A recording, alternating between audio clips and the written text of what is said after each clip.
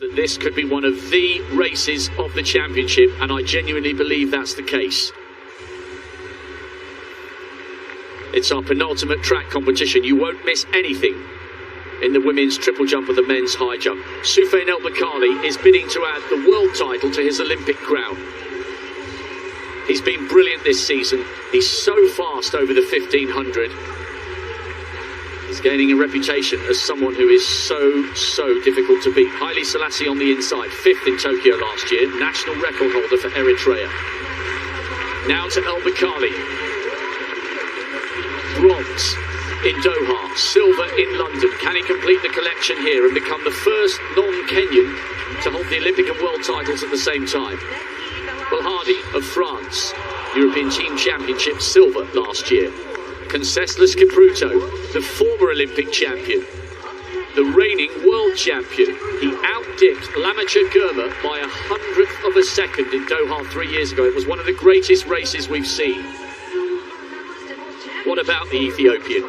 3 times this season he's gone inside 8 minutes.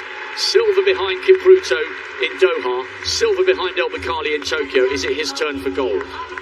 Sablia of India, national record this year, unheard of for an Indian to run that fast, 8:12. Abraham Kibiwot of Kenya, Commonwealth silver 4 years ago, 2nd in the Rome Diamond League in 8:06. He's in form this season.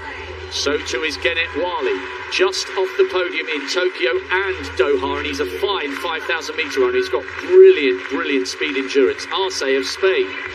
Amare, African champion double in Mauritius over the 5 and the steeplechase. He's run 8:06 this season.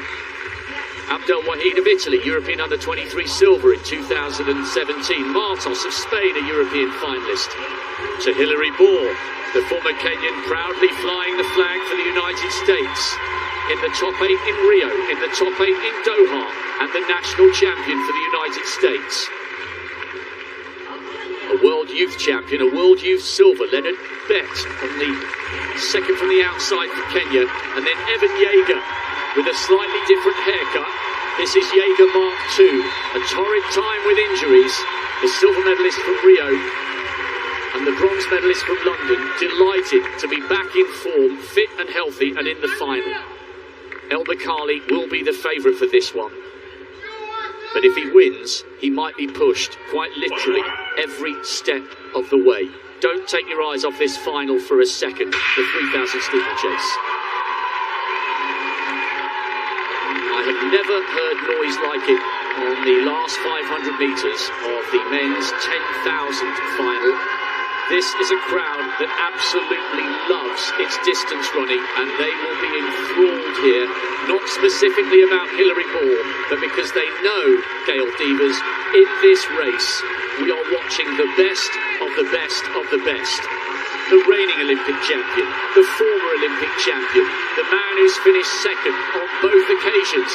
Cameraman stuck out on the track there, now just getting out the way. That's why the field split, but he now moves back on the inside, and he won't be making that mistake when they come round at the next time of asking.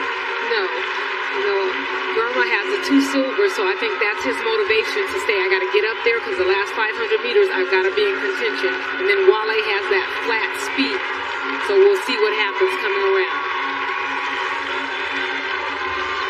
It's I like very to see Yeager up there. Yeah, that is really good to see him back from injury, and he said making the US team meant more to him than the Olympic silver, because he never thought he'd get back to that level. Martos is leading. It's very tactical in the early stages of this steeplechase. We will come back to this soon, but we've got to get back to the field temporarily. Martos leading, Yeager 2nd, Kipruto 3rd. Barshim going for 2:35. Oh, so good. It is going to take something phenomenal to stop him securing a hat-trick of high jump titles. First time clearances at 24, 27, 30, 33 and 35. He's miles in front at the moment, the first man over. This is what I love about athletic scale. We have to keep dipping in and out here and there. Everywhere you look, we are watching the very, very best in the world at the peak of their powers. Now this race is beginning to play into the hands of Soufiane El Bakkali. The tall figure from Morocco is the Olympic champion, and he has run an eye-watering 3:31 for the 1500 metres. You can pour it on from the start and he'll live with the pace. You can go slow and he will be the one to wind it up over the last 2 laps. Everyone who's anyone is right there tracking Martos as Wale just runs wide on the outside, not to take the lead, but just so that he got a clean look at the water jump.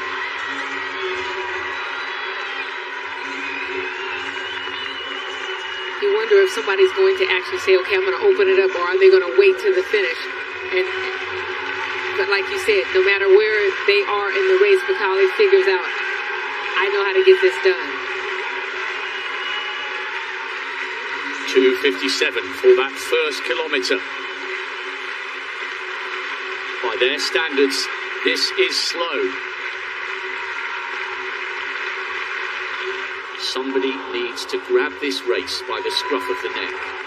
Girma leads. He has been so close to tasting glory on so many occasions, but now Conseslus Kipruto comes to the front. This is a guy who's won it all, a World Youth Champion, a World Junior Champion. He's the reigning World Champion and won the first of his 2 world titles in London 5 years ago. Car crash at the end of 2018. He's had all sorts going on in his life off the track, but he looks like he's approaching his best form. Tucked in on the inside, he looked really comfortable. He was exchanging words in Swahili with Hilary Ball at the end of the semi-finals, or heats, or whatever you want to call them, and they're talking to each other again now on the inside behind lemecha Girma. And still no move from Soufiane El Bakkali, who is buried in the middle of the pack, as Baladi of France now comes up to try and turn this into a bit of an honest pace. And Conseslus Kipruto has gone to the front, but he hasn't gone to the front to turn it on. He's just making sure he gets a clean look at the barrier. And the longer it stays like this, the likelier it is that we're going to see a massive burn-up from El Bakkali, who is just in the middle of the pack to the left of Evan Jager. It's very tight. That last 500 meters when we get there is going to be something epic. Kipruto is still in the front. Girma's coming back. Wale's deciding that he's going to take it. Kipruto's in the front so he can stay clear of the water jump. Exchanging a bit of words with Boer. And here comes Martos on the outside. They're pushing and shoving, a little bit of elbowing. Coming round now with 3 laps to go.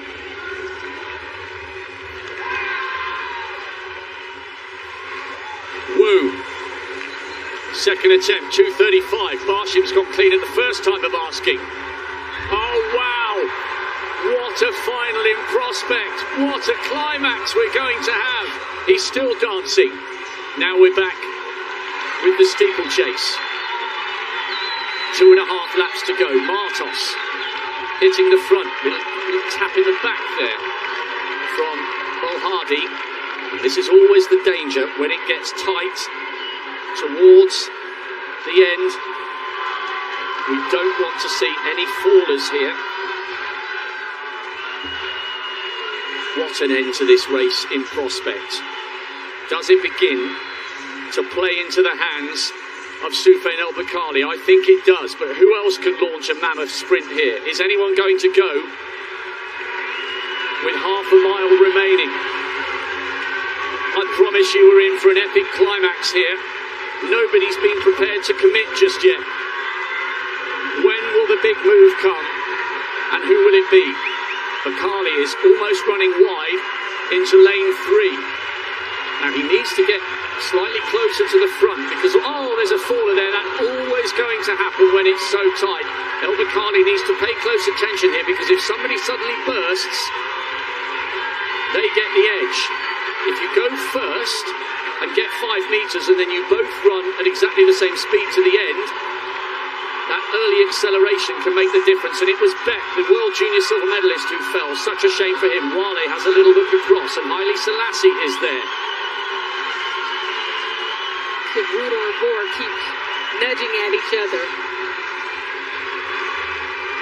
Haile Selassie leading. Now Soufiane El Bakkali coming up towards the shoulder of Conseslus Kipruto, who is the reigning champion. They take the bell in the final of the men's 3,000 metre steeplechase. It's been ever so cagey all the way through.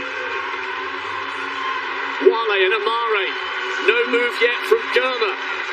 The two outstanding performers this season have a little bit to do. What a story this will be for Haile Selassie. He was 5th in Tokyo. Amare trying to come through on the inside, and he manages it somehow. Wale leads. Conseslus Kipruto coming up on the outside, and another faller. It was Mare that fell. Girma coming up onto El Bakkali's shoulder, but El Bakkali floats across the front. Now comes the acceleration. Kipruto is the defending champion. Girma, silver in Doha, silver in Tokyo. Can he somehow wrestle the gold away from Bakkali? No, he can't. El Bakkali becomes the first non-Kenyan to hold the world title as well as the Olympic title. And the silver goes to Girma once again. And Conseslus Kipruto makes it yet another medal. Coming back to form, he's on the podium with the bronze, but that race played into the hands of the Moroccan. The longer they left it, the better his chances of burning them up, and he did so, and in the end, he had room to spare.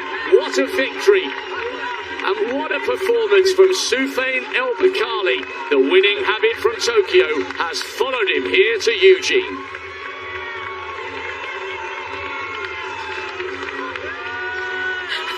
There's another dancer for you.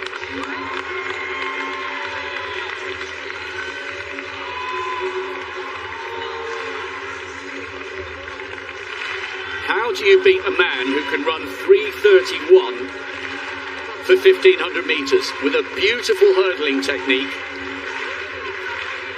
And we had two fallers in that race. It was bound to happen because it was so slow and bunched. Soufiane El Bakkali will embark on a lap of honour. What's he doing now? Here we go. Okay, flag over the legs. Okay, yeah, all right, yeah, I like that. Yeah, playing the air guitar. When you're the champion, you can do what you like. Yeah. I hope Girma is pleased with that effort. I mean, what's he got to do to win a gold?